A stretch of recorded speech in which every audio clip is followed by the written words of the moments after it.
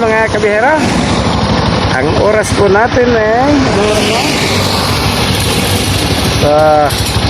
hindi ko makita yung aking relo. Narating na po natin yung boundary arc ng Camarines Sur Province mga kabihera. So itong lalawigan na lang po ng Camarines Sur ang ating babagtasin para marating po natin yung bayan, yung lalawigan po ng Albay mga kabihera. So ilang oras pa? Ilang oras pa po yung kinakailangan nating bunuin mga kabihera. Kilometer 0484. Nasa gawin na po tayo ng Matakon Albay. Matakon Pulangi Albay mga kabiyahero. So may dinaan na po tayo ditong tindahan dahil 20 years ago alam ko po nga may-ari ng tindahan ito ay ang aking kababayan, yung Portiliano Store. Kaya't dinaanan po muna natin sandali. Okay mga kabiyahero, almost 500 kilometers na po tayo. Nandito na po tayo sa kahabaan ng Diversion Road sa pagitan po ng Matakon at bayan po ng Pulangi, dito po sa lalawigan ng Albay mga kabihero. So ayun sa kabilang dulo, natatanaw po natin yung bundok ng Iriga. Ayan. At dito naman po sa ating likuran, ayan, ay nagpapakita ang magandang Bulkang Mayon mga kabihero. So ayan. Kaya lang yung tuktok po ng bulkan ay medyo natatakpan ng ulap. Pero kapag gabi at hindi maganda ang kondisyon ni Mayon, ay makikita nyo po yan na may kaunting baga doon po sa pinaka-peak ng mismong bulkan mga kabihero. So yan lang yung pwede kong ibahagi sa inyo ngayon. At tayo po nagmamadali na. Bago dumilim, dapat makarating po tayo doon sa ating pupuntahan mga kabihero. Ayan, nasa harapan po natin ngayon yung Bulkang Mayon. Patuloy nyo po akong samahan sa biyahe kong ito. Maya-maya po ng kaunti, nandiyan na po yan sa ating gawing kaliwa mga kabihero. So may distansya pa po tayo bago natin marating yung pinakamalapit na bahagi. Kung kaya't kinukunan ko na po ngayon dahil bago po natin marating yung pinakamalapit na bayan, ay napakadilim na po. Dahil nasa Pulangi pa lang po tayo. So yung pong pinakamalapit na bahagi ay nasa bayan po ng Kamalig, ang lugar na pinanggalingan po ng ating kasamahang si Jing Nasol at si Manoy Woody Nasol. Yung po ang pinakamalapit na bahagi na makikita nyo po ng malapitan itong Bulkang Mayon mga kabihero. So tara, biyahe po tayo ulit. Idiretso po natin yung ating biyahe. Malapit-lapit na po tayo.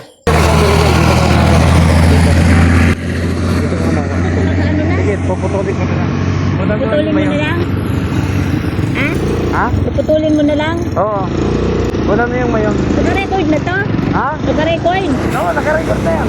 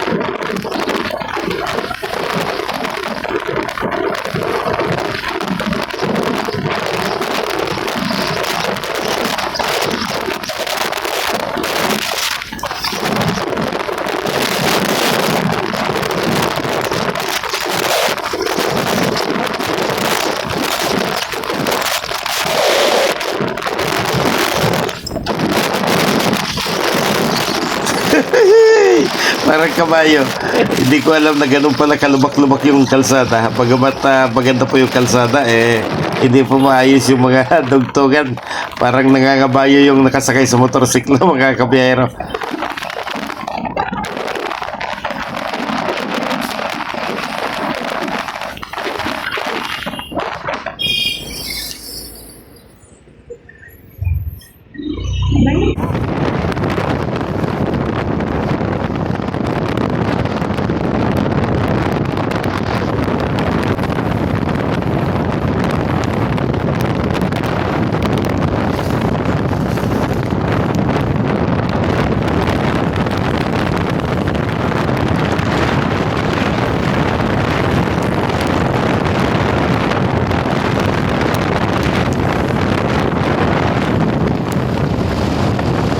So ayan, malabo na po. Hindi na po natin makita yung mismong Mayon Volcano. At ang pangalawa ay nagre-reklamo na po si Del's Corner Channel. Pagod na raw po siya sa paghawak ng camera. So hanggang dito na lang po. Maraming salamat muli.